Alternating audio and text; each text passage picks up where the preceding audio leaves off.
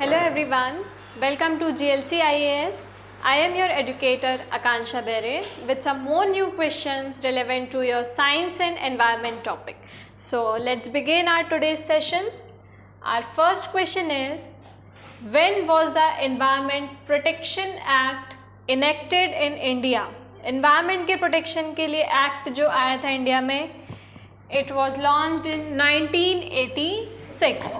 So the correct option is answer C. The Environment Protection Act enacted in India कब हुआ था? 1986 में enact हुआ था. Next question is, National Environmental Engineering Research Institute is situated in. Options are Bengaluru, Hyderabad, Nagpur और New Delhi. तो जो National Environment Engineering Research Institute जो है, that is your NEERI. It is located in Nagpur. So the answer is option C, Nagpur. NEERI is situated in Nagpur. Next question is, which of the following is an artificial ecosystem? Options are freshwater, grassland, rainforest और cropland. Generally जो हम ecosystem देखते हैं वो क्या होते हैं? Natural ecosystem होते हैं, जैसे फॉरेस्ट है या कोई रिवर है, ओशियंस हैं, ये सारे क्या हैं? अलग अलग इकोसिस्टम हैं और ये सारे इकोसिस्टम नेचुरल होते हैं. लेकिन कुछ इकोसिस्टम जो है वो आर्टिफिशियल है. आर्टिफिशियल है मतलब मैन मेड है, उनमें ह्यूमंस का इंटरफेरेंस है ना. तो fresh water, grassland and rain forest, ये तीनों आपके कैसे नेचुरल इकोसिस्टम की कैटेगरीज को बिलोंग करेंगे, क्योंकि फ्रेश वाटर और ग्रासलैंड, रेन फॉरेस्ट ये ह्यूमंस के बनाए हुए तो नहीं है. लेकिन जो क्रॉप लैंड है, जो क्रॉप फील्ड्स होती हैं, खेत होते हैं, उनमें तो ह्यूमन का इंटरफेरेंस होता है. So these are considered as artificial और मैन मेड इकोसिस्टम. इसके अलावा जो एक्वेरियम्स होते हैं, एक्वेरियम्स में क्या रखते हैं? फिशेस रखते हैं. तो एक्वेरियम्स जो होती हैं वो भी एक आर्टिफिशियल इकोसिस्टम का एग्जाम्पल है. ठीक है. So the answer is artificial ecosystem is cropland, D. Next question is, which of the following is not an example of in situ conservation strategy? Options are biosphere reserves, seed banks, national parks और botanical gardens. Question देखना, not पूछा है. Not an example of in situ conservation strategy. अब in situ conservation strategy क्या होती है? जब भी हम प्लांट लाइफ या एनिमल लाइफ के कंजर्वेशन की बात करते हैं तो दो टाइप्स में या दो वेज में कंजर्वेशन हो सकता है. First is your in situ conservation and second one is ex situ conservation. Now ये in situ and ex situ conservation क्या है? इन सीटू कंजर्वेशन में क्या होता है? जब हम प्लांट्स या फिर एनिमल्स को उनके ओरिजिनल प्लेस पे कंजर्व करते हैं, मतलब जहाँ पे वो रहते हैं, तो वो क्या होता है? इन सीटू कंजर्वेशन होता है. ठीक है. जैसे अगर वो किसी फॉरेस्ट में रह रहे हैं, उनका हैबिटेट फॉरेस्ट है, और अगर हम उनको वहीं के वहीं उनको कंजर्व कर रहे हैं, उनको प्रोटेक्शन दे रहे हैं, तो वो इन सीटू कंजर्वेशन होगा. और एक्स सीटू कंजर्वेशन क्या होगा? जब हम प्लांट्स या एनिमल्स को उनके हैबिटेट से कहीं दूर ले जाके कंजर्व कर रहे हैं या प्रोटेक्ट कर रहे हैं, तो वो होता है ex situ conservation. In situ conservation मतलब उनके ओरिजिनल हैबिटेट में प्रोटेक्शन देना, और एक्स सीटू मतलब उनके ओरिजिनल हैबिटेट से कहीं दूर ले जाके उनको कंजर्व करना या प्रोटेक्ट करना. सो इधर पे क्या पूछा था कि इन सीटू कंजर्वेशन स्ट्रैटेजी कौन सी नहीं है? मतलब इन सीटू कंजर्वेशन नहीं है मतलब क्या होगी? एक्स सीटू होगी. एक्स सीटू में क्या हो रहा है? ओरिजिनल हैबिटेट से अलग कहीं कंजर्व कर रहे हैं. सो जो हमारे सीड बैंक्स और बॉटनिकल गार्डन्स हैं, क्या क्या? Seed banks and botanical gardens, ये एक्स सीटू के एग्जाम्पल हैं दोनों ही. सीड बैंक्स में हम क्या करते हैं? सीड बैंक्स में जो प्लांट्स हैं उनके सीड्स को प्रिजर्व करके कोल्ड स्टोरेज में उनको प्रिजर्व करके रखते हैं फ्यूचर यूज़ के लिए। और बॉटनिकल गार्डन्स में क्या करते हैं, अलग अलग स्पीशीज़ लाते हैं प्लांट्स की, कहीं और से भी लेके आते हैं, दूसरे जो एग्जॉटिक स्पीशीज़ होती हैं उनको भी, और फिर बॉटनिकल गार्डन्स जो हैं वहाँ पे उनको ग्रो कराते हैं और मेंटेन करते हैं। So seed banks and botanical gardens, they both are your ex situ conservation strategies, while your biosphere reserves and national parks, these both are your in situ conservation strategy। क्यों in situ है, क्योंकि biosphere, national parks plus wild life sanctuaries भी in situ में आती हैं, क्योंकि हम plants और एनिमल्स के उनके ओरिजिनल हैबिटेट में ही उनको कंजर्व कर रहे हैं। ऑलराइट, सो ये था इन सीटू एक्स सीटू। हमको पूछा था not an example of in situ, तो इसके ऑप्शंस जो है, मतलब आंसर जो होगा वो बी और डी दोनों ही सही है। ओके, इधर से बी दिया हुआ है, बट बॉटनिकल गार्डन्स भी इसका सही आंसर होगा। Next question is biodegradable pollutant is, options are mercury, sewage, plastic और एस्बेस्टोस। बायोडिग्रेडेबल पोल्यूटेंट क्या होता है, जब भी कोई एनवायरनमेंट में पोल्यूटेंट जाता है या कुछ भी वेस्ट जाता है, ठीक है, तो क्या करते हैं, जो सॉइल में माइक्रो ऑर्गेनिजम्स प्रेजेंट हैं, सॉइल में कौन प्रेजेंट है, माइक्रो ऑर्गेनिजम्स। माइक्रो ऑर्गेनिजम्स भी कौन से, बैक्टीरिया एंड फंजाई।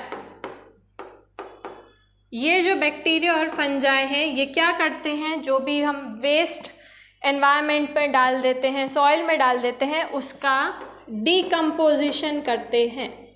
डीकम्पोजिशन करते हैं मतलब उसका ब्रेक डाउन करते हैं, और जब डीकम्पोजिशन की प्रोसेस पूरी कंप्लीट हो जाती है तो एक टाइम के बाद वो पोल्यूटेंट सॉइल से चला जाता है और उससे जो भी न्यूट्रिएंट्स, मिनरल्स निकलते हैं वो वापस सॉइल में मिल जाते हैं।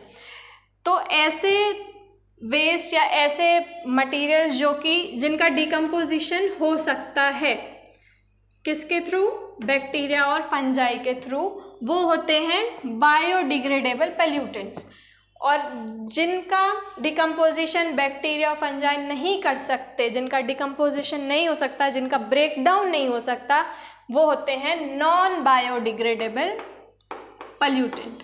ठीक है, नॉन बायोडिग्रेडेबल क्या होंगे, मतलब जैसे हमने उनको जिस फॉर्म में एनवायरनमेंट में डाला था, सॉइल में डाला था, वो सालों साल तक वो उसी फॉर्म में पड़े रहेंगे, उनका डिकम्पोजिशन नहीं होगा, जैसे प्लास्टिक होता था।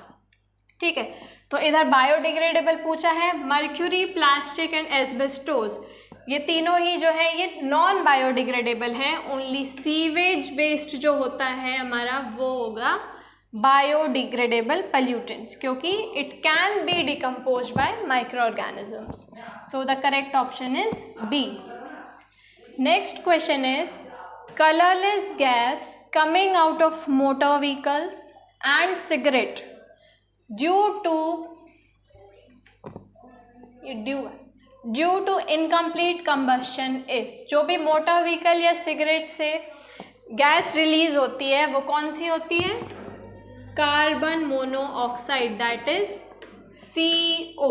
CO is your carbon monoxide, और यही सफोकेटिंग गैस होती है। क्यों, अगर हम कार्बन मोनोऑक्साइड के बहुत ज़्यादा कंसंट्रेशन से अगर एक्सपोज्ड हो गए, है ना, तो वो क्या करता है, हमारे ब्लड ऑक्सीजन लेवल को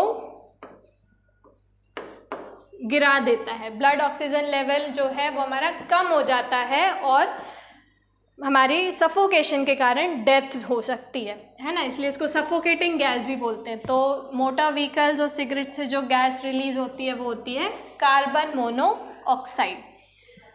next question is bio remediation means, options हैं elimination of toxic pollutant from the environment by organisms, bio control of pathogens and pests, transplantation of organs in the body, or diagnosis of diseases by the help of organisms।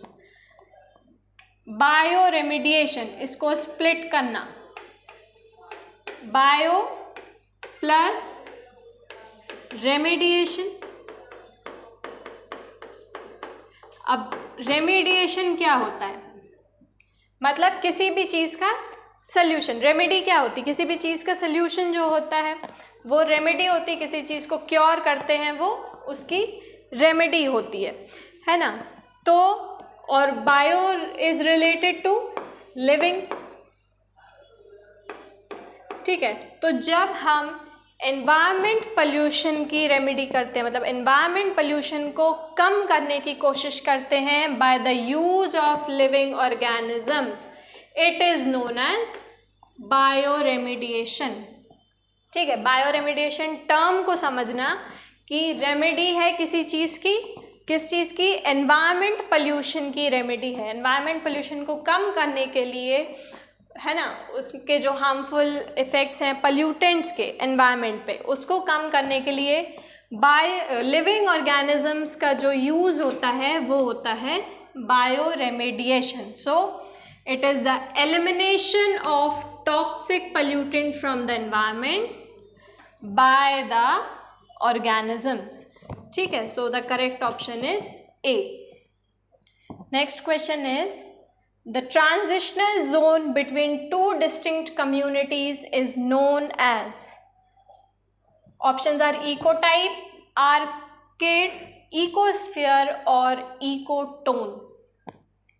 Transitional zone between two distinct communities, ठीक है। अब हम दो ecosystem की अगर हम बात करें, ठीक है, मान लो एक ये फॉरेस्ट इकोसिस्टम है और एक ये मान लो हमारा रिवर का इकोसिस्टम है, या लेक, कुछ भी ले लो, कोई भी एक्वेटिक वाटर बॉडी, ठीक है।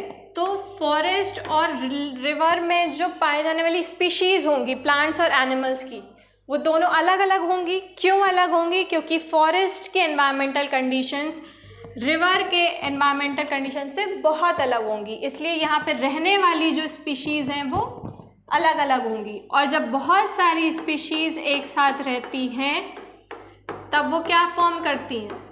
तब वो कम्युनिटी फॉर्म करती हैं, और कम्युनिटी से ही इकोसिस्टम का फॉर्मेशन होता है, ठीक है। तो अगर हम दो डिस्टिंक्ट कम्युनिटीज़ की बात करें या दो डिस्टिंक्ट इकोसिस्टम की बात करें, ठीक है, जैसे ये मान लो दो इको, तो इनका जो ट्रांजिशनल जोन होता है, ये जो ओवरलैपिंग वाला एरिया है इनका, ठीक है, वो क्या होता है?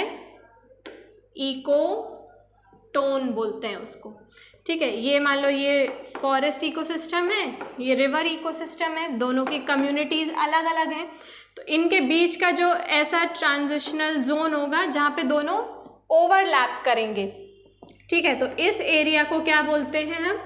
इकोटोन बोलते हैं। So the correct answer is option D.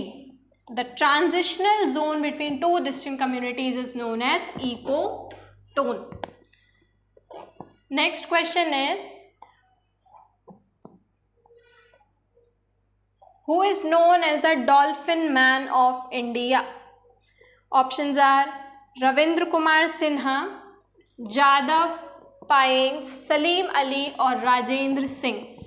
सो जो डॉल्फिन मैन ऑफ इंडिया हैं वो हैं रविंद्र कुमार सिन्हा। क्यों इनको डॉल्फिन मैन ऑफ इंडिया के नाम से जानते हैं? क्योंकि ये गैंगेटिक डॉल्फिन के कंजर्वेशन से रिलेटेड हैं। गैंगेटिक डॉल्फिन के कंजर्वेशन को लेके इनका जो वर्क है वो उनसे रिलेटेड है, इसलिए इनको डॉल्फिन मैन ऑफ इंडिया का टाइटल दिया। और एक चीज़ और याद रखना, national aquatic animal of India भी गैंगेटिक डॉल्फिन को डिक्लेयर किया है। National aquatic animal of India कौन है? Gangetic dolphin, and dolphin man of India is Ravindra Kumar Sinha. Okay, और जो जादव पायेंग हैं, he is known as the forest man of India. इन्होंने ब्रह्मपुत्र रिवर के पास में एक फॉरेस्ट रिजर्व का फॉर्मेशन किया है। इन्होंने बहुत सारे over a decade of years इन्होंने बहुत सारे ट्रीज़ का प्लांटेशन किया और एक फॉरेस्ट रिजर्व बनाया, इसलिए इनको फॉरेस्ट मैन ऑफ इंडिया भी बोलते हैं। Salim Ali is known as bird man of India.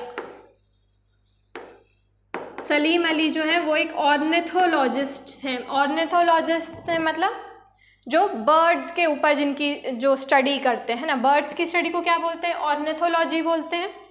सो ये बर्ड की स्पीशीज़ पे इनकी रिसर्च थी, सो इसलिए इनको bird man of India title दिया। And Rajendra Singh is the water man of India. ठीक है, तो ये याद रखना, Rajendra Singh is water man of India, Salim Ali is known as a bird man of India, Jadav Payeng is known as a forest man of India, and dolphin man of India कौन थे? Ravindra Kumar Sinha is dolphin man of India. So the correct option is A. Next question is what is the official mascot of the African cheetah reintroduction programme of Kuno Palpur national park of India? Options are Cheeku cheetah, Chintu चीता, कूनो चीता और none of the above. चीता जो है, चीता India से extinct हो चुका है, लेकिन अफ्रीका से चीता को इंडिया में रिलोकेट करने के लिए एक प्रोग्राम इंट्रोड्यूस किया गया है। ठीक है, कि मतलब वहाँ पे इंडिया में अफ्रीका से चीता को लेके आ रहे हैं। कहाँ पे लेके आ रहे हैं? मध्य प्रदेश के शिवपुर के कूनो पालपुर नेशनल पार्क में उसको रिलोकेट कर रहे हैं। और ये जो री इंट्रोडक्शन प्रोग्राम है चीता का, कहाँ? इंडिया में। उसका जो मैस्कॉट है, मैस्कॉट क्या होता है? जो भी ऑफिशियल सिंबल होता है ना, उसको मैस्कॉट बोलते हैं। ठीक है, तो वो क्या है? चिंटू चीता। चिंटू चीता इस री इंट्रोडक्शन प्रोग्राम का मैस्कॉट है। So the correct option is B. Next question is fructose plus glucose is? Options are sucrose, maltose, lactose और none of the above. fructose क्या है? पढ़ चुके हैं। fructose फ्रूट शुगर है। ठीक है, ग्लूकोज क्या है? Glucose is the simplest sugar. ये दोनों एक सिंगल यूनिट है, मोनोसेक्राइड है मतलब। ठीक है, शुगर की सिंगल यूनिट है, मोनोसेक्राइड है। जब ये दोनों आपस में मिलते हैं तो ये दोनों मिलके क्या बनाते हैं? सुक्रोज बनाते हैं, जो कि क्या है? डाइसेक्राइड है। मतलब इसमें दो शुगर के मॉलिक्यूल्स हैं। कौन कौन से मॉलिक्यूल्स हैं सुक्रोज में? एक तो फ्रक्टोज, दूसरा glucose. And sucrose is your table sugar. ये पहले हम वीडियोस में डिस्कस कर चुके हैं। ठीक है, तो सुक्रोज किस किस से मिलके बनता है? फ्रक्टोज और ग्लूकोज से मिलके सुक्रोज बनता है। And maltose is your malt sugar which is glucose plus glucose is maltose. Lactose is your milk sugar which is glucose plus galactose. ठीक है, लैक्टोज क्या है? Glucose plus galactose. सो इधर पे फ्रक्टोज प्लस ग्लूकोज पूछा था, so the answer should be A. Next question is in which of the following groups open circulatory system is found? Options are mammals, arthropods, earthworm और birds. अभी open circulatory system क्या होता है? Circulatory system क्या होता है? पहले तो कि जो भी हमारे बॉडी में ब्लड का जो सर्कुलेशन हो रहा है, ब्लड का फ्लो हो रहा है, वो हम किस में पढ़ते हैं? सर्कुलेटरी सिस्टम में पढ़ते हैं। अब अगर हम ह्यूमंस की बात करें, हमारी बात करें, तो हमारा जो ब्लड है वो ब्लड वेसल्स के अंदर फ्लो करता है। ऐसे पतले पतले आर्टरीज और वेन्स होती हैं जिनके अंदर ब्लड जो है वो फ्लो करता है। ऐसे ट्यूब्स लाइक स्ट्रक्चर होता है जिसमें हमारा ब्लड फ्लो कर रहा है। ठीक है, तो जब ब्लड जो है वो ब्लड वेसल्स के अंदर फ्लो करता है तो उसको क्लोज्ड सर्कुलेटरी सिस्टम बोलते हैं। और ऐसे एनिमल्स जिनके में ये ब्लड वेसल्स नहीं होती, ब्लड जो है वो डायरेक्टली ही, जैसे बॉडी ऑर्गन है, मान लो ये कोई एक बॉडी ऑर्गन है, लिवर है मान लो, तो इसके डायरेक्ट कांटेक्ट में अगर ब्लड है, ठीक है, मतलब ब्लड वेसल नहीं है, तो ये कौन सा सिस्टम होता है? ये ओपन सर्कुलेटरी सिस्टम होता है। ठीक है, मतलब जिन एनिमल्स में या जिस सर्कुलेटरी सिस्टम में ब्लड जो है वो ब्लड वेसल्स के अंदर अगर फ्लो कर रहा है तो वो क्लोज सर्कुलेटरी सिस्टम होगा, और जिन एनिमल्स में ब्लड वेसल्स नहीं होंगे, ब्लड वेसल्स एब्सेंट होंगे, वो क्या होगा, उनमें ओपन सर्कुलेटरी सिस्टम होगा।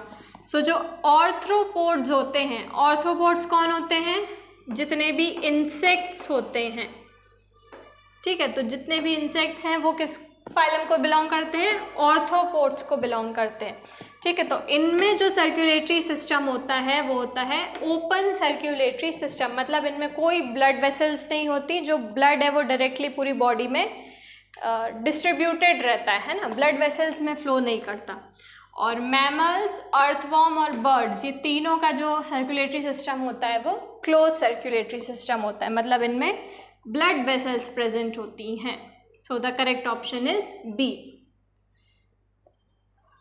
Next question is which of the following is not a part of forebrain?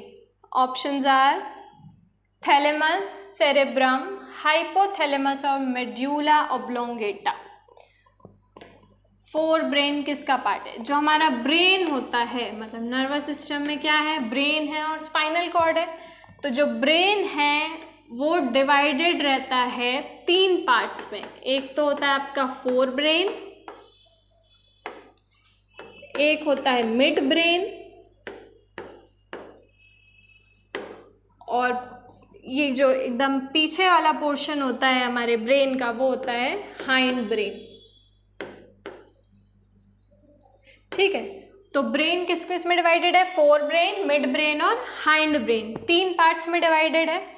तो ये जो आपके थैलेमस, सेरेब्रम और हाइपोथैलेमस हैं, ये तीनों ही फोर ब्रेन का पार्ट है। फोर ब्रेन के अंदर क्या क्या आता है? थैलेमस, सेरेब्रम और हाइपोथैलेमस आता है।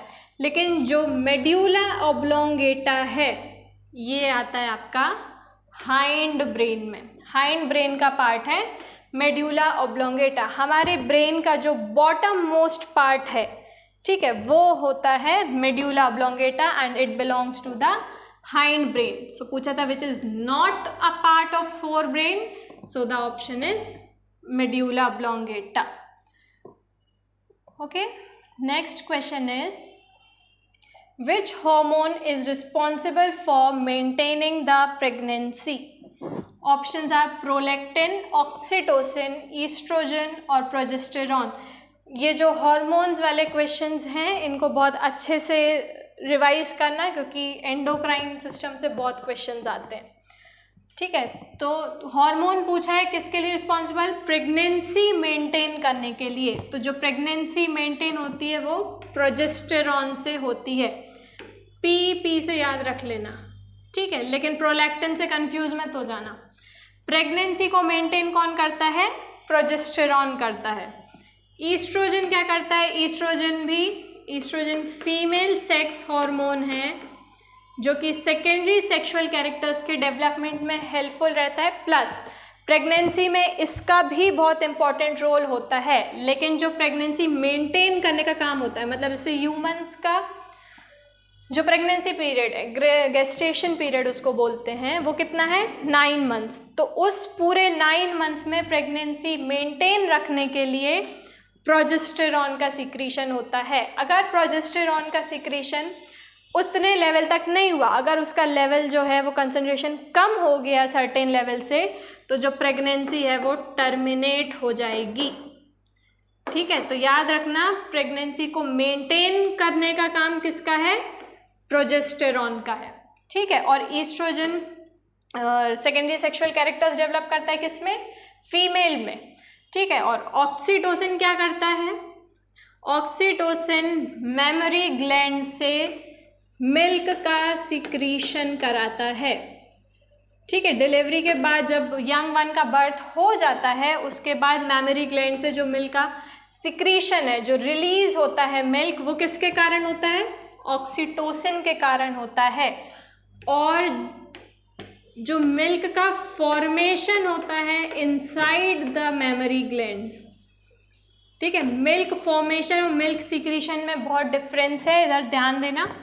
कि मेमोरी ग्लैंड्स में मिल्क का जो फॉर्मेशन होता है, मतलब मिल्क बनने की जो प्रोसेस होती है, उस पे प्रोलैक्टिन हेल्प करता है। प्रोलैक्टिन रिलीज होगा तभी मिल्क का फॉर्मेशन होगा। कहाँ पे? फीमेल के मेमोरी ग्लैंड्स में, ठीक है। और जो मिल्क सीक्रीशन है, मतलब मिल्क रिलीज किसके कारण होगा? ऑक्सीटोसिन के कारण होगा। तो मिल्क फॉर्मेशन होगा प्रोलैक्टिन से, मिल्क रिलीज होगा ऑक्सीटोसिन से, और प्रेगनेंसी मेंटेन होगी प्रोजेस्टेरॉन से, ठीक है। So the correct option is D, the hormone responsible for maintaining the pregnancy is progesterone. Next question is bile juice is secreted by, options are liver, gall bladder, pancreas और kidney। so bile juice क्या होता है? bile juice जो है it is a fluid coming from the liver, liver से secrete होता है, जो कि डाइजेशन में हेल्प करता है। कैसे हेल्प करता है? जो भी स्टमक में हमारा फूड पहुंचता है उसको अल्कलाइन बनाने का काम। जब फूड स्टमक में रहता है तो क्या होता है? स्टमक में HCl रिलीज होता है, उससे फूड जो है वो एसिडिक बन जाता है। उसके बाद फूड जब इंटेस्टाइन में पास होता है तो उसको अल्कलाइन बनाने के लिए, उसको बेसिक बनाने के लिए लिवर से सीक्रेट होता है बाइल जूस, ठीक है। और बाइल जूस, ये कंफ्यूजन मत करना कि लिवर जो है वो बाइल जूस को सीक्रेट करता है, ठीक है, लेकिन गॉल ब्लैडर जो है उधर पे बाइल जूस जो है वो स्टोर होता है, ठीक है। गॉल ब्लैडर जो है वो स्टोरेज के लिए होता है। बाइल जूस लिवर से सीक्रेट होके, मतलब लिवर से निकल के, लिवर से रिलीज होके गॉल ब्लैडर में जाके स्टोर होता है, और फिर जब भी बॉडी को रिक्वायरमेंट होती है तो गॉल ब्लैडर से वो इंटेस्टाइन में पास होता है, ठीक है। तो सीक्रेटेड पूछा था यहाँ पे, स्टोर नहीं पूछा था, इसलिए option is A is correct. Next question is number of platelets decreases in which of the following diseases? Options are scurvy, leukaemia, leucopenia और डेंगू। प्लेटलेट्स का नंबर जो है वो किस डिसीज में कम होता है? डेंगू में। डेंगू में जो हमारे ब्लड में प्लेटलेट्स प्रेजेंट होती हैं वो कम हो जाती हैं। और डेंगू किससे होता है? डेनवी नाम का वायरस होता है जो कि डेंगू कॉज करता है, ठीक है। ल्यूकोपीनिया में क्या होता है? जब WBCs, वाइट ब्लड सेल्स जो होती हैं ब्लड में, अगर उनका नंबर कम हो जाता है तो ल्यूकोपीनिया होता है। और अगर इन्हीं WBCs का नंबर इंक्रीज हो जाता है, नंबर बढ़ जाता है, तो वो ल्यूकेमिया होता है। ल्यूकोपीनिया क्या है? WBCs का कम होना, और ल्यूकेमिया है WBCs का बढ़ना। इसी को जनरल टर्म्स में ब्लड कैंसर बोलते हैं, ल्यूकेमिया को। और स्कर्वी क्या होता है? स्कर्वी डिसीज होती है विटामिन C की डेफिशिएंसी से, ठीक है। सो हमसे इधर क्या पूछा था? प्लेटलेट्स के बारे में पूछा था। प्लेटलेट्स किस डिसीज में कम होती है? डेंगू में। So the correct option is D. Next question is when is world thalassaemia day observed? 8th में, 12th में, 15th में और 18th में। वर्ल्ड थैलेसीमिया जो है it is observed on 8th में। थैलेसीमिया क्या है? थैलेसीमिया एक जेनेटिक डिसऑर्डर है। जेनेटिक डिसऑर्डर है मतलब अगर किसी फैमिली में थैलेसीमिया का जीन चल रहा है, मतलब अगर किसी के मदर या फादर थैलेसीमिया जीन है उनके DNA में, तो वो हेरिडिटरीली पूरे आगे आने वाली जो जनरेशन्स हैं उनमें पास ऑन होता है, ठीक है। तो जो एक जनरेशन से दूसरे जनरेशन में जो डिसीजेस पास होती हैं, हेरिडिटरी होती हैं, उनको बोलते हैं genetic disorder. So thalassaemia is also one of the genetic disorders and World Thalassemia Day is observed on 8th May. A option is correct. Next question is which of the following is not present in animal cells? Options are plastids, Golgi body, mitochondria और endoplasmic reticulum. देखो एक तो cell wall है, ठीक है, जो कि animal cell में एब्सेंट होती है। ये तो सबको ही पता है कि प्लांट सेल में सेल वॉल प्रेजेंट होती है, एनिमल सेल में एब्सेंट होती है, एक बेसिक डिफरेंस है, ठीक है। उसके अलावा जो प्लास्टिड्स होते हैं, these are present only in the plant cells. Plastids क्या होते हैं? 3 टाइप के प्लास्टिड्स होते हैं। क्या क्या? Chloroplast, second is chromoplast, third is leucoplast. Chloroplast हमने डिस्कस किया था। क्लोरोप्लास्ट में क्या होता है? क्लोरोप्लास्ट में क्लोरोफिल पिगमेंट प्रेजेंट होता है जो कि फोटोसिंथेसिस कराता है। तो उससे याद रखना कि फोटोसिंथेसिस कौन करते हैं? सिर्फ प्लांट सेल्स करते हैं। क्यों करते हैं? क्योंकि उनमें क्लोरोप्लास्ट होता है और क्लोरोप्लास्ट बेसिकली है क्या? प्लास्टिड है। It is a type of plastid. So plastids are present only and only in the plant cells. So they are absent in animal cells. So the correct option is A. Next question is, which of the following teeth help in cutting? Options are molars, canines, incisors और premolars. Cutting teeth कौन से होते हैं? या biting teeth जिसको हम बोलते हैं, हम किसी भी चीज़ को कट करते हैं या बाइट करते हैं तो कौन से टीथ से करते हैं? फ्रंट के जो हमारे टीथ हैं उनको ही यूज़ करते हैं। तो जो फ्रंट के हमारे 4 टीथ होते हैं, मतलब 4 ऊपर के और 4 नीचे के, तो टोटल 8 जो फ्रंट के टीथ होते हैं वो होते हैं कटिंग टीथ और बाइटिंग टीथ, और उनको बोलते हैं इंसाइजर्स, ठीक है। तो जो हमारे 4 ऊपर के दांत हैं और 4 नीचे के जो सामने वाले हैं वो कौन से होते हैं? इंसाइजर्स होते हैं। और उसके बाद जो पॉइंटेड टीथ प्रेजेंट होते हैं, जो ऐसे स्ट्रक्चर होता है जिनका, है ना, ये बीच में 4 इंसाइजर्स हैं और जो उनके साइड में पॉइंटेड टीथ जो हैं, जो कि कार्निवोर्स जैसे डॉग्स हैं या फिर लायन, टाइगर्स में बड़े बड़े पॉइंटेड टीथ होते हैं, वो होते हैं कैनाइन्स, ठीक है, जिनको बोलते हैं टियरिंग टीथ जिनको बोलते हैं, ठीक है। और उसके तो कैनाइन्स कितने होते हैं? 4 होते हैं, 2 ऊपर 2 नीचे। हमारे भी कैनाइन्स होते हैं लेकिन हमारे साइज छोटा होता है क्योंकि हमको किसी की चीर फाड़ नहीं करनी, टियरिंग नहीं करनी। कार्निवोर्स में ये बड़े होते हैं। उनके बाद फिर प्रीमोलर्स होते हैं और फिर देन लास्ट में मोलर्स होते हैं जो कि चूइंग टीथ होते हैं। मोलर्स एंड प्रीमोलर्स जो है वो चबाने में हेल्प करते हैं, इसलिए उनको चूइंग टीथ बोलते हैं। और जो एलिफेंट होता है, एलिफेंट के जो टस्क होते हैं, सामने के जो हमको बड़े बड़े मॉडिफाइड टीथ दिखते हैं, वो होते हैं इंसाइजर्स का ही मॉडिफिकेशन होता है। वो उसके इंसाइजर्स जो हैं वो साइज में बड़े हो जाते हैं, मॉडिफाई हो जाते हैं और उसका टस्क बनाते हैं, ठीक है। तो कटिंग टीथ कौन से हैं आपके? Incisors. Next question is, cardiogram is the record of, options are functioning of liver, heart's activity, brain disorders or none of the above. Cardiogram, cardio word देख लेना जहाँ पे भी, मतलब it is related to heart. Cardio word is related to heart, जहाँ पे भी cardio आएगा मतलब वो चीज़ हार्ट से रिलेटेड है। जैसे हार्ट के जो स्पेशलिस्ट होते हैं डॉक्टर, उनको क्या बोलते हैं? कार्डियोलॉजिस्ट बोलते हैं। हार्ट की स्टडी को क्या बोलते हैं? कार्डियोलॉजी बोलते हैं। अब कार्डियोग्राम क्या होता है? कभी मूवीज़ में या हॉस्पिटल्स में देखा होगा, एक स्क्रीन चलती है जिसमें कुछ ग्राफ चलता है ना, और जब ये सिंगल लाइन हो जाता है मतलब इंसान जो है वो हार्ट बीट उसकी रुक गई, डेथ हो गई, ठीक है। तो ये जो ग्राफ है ये बेसिकली क्या है? ये हमारी हार्ट बीट का ग्राफ होता है, ठीक है। जिस रिदम से हमारा हार्ट जो है वो बीट करता है उसका ये ग्राफ होता है, ठीक है। तो ये जो ग्राफ होता है इसको क्या बोलते हैं हम? कार्डियोग्राफ होता है ये, ठीक है। कार्डियोग्राफ क्या होता है?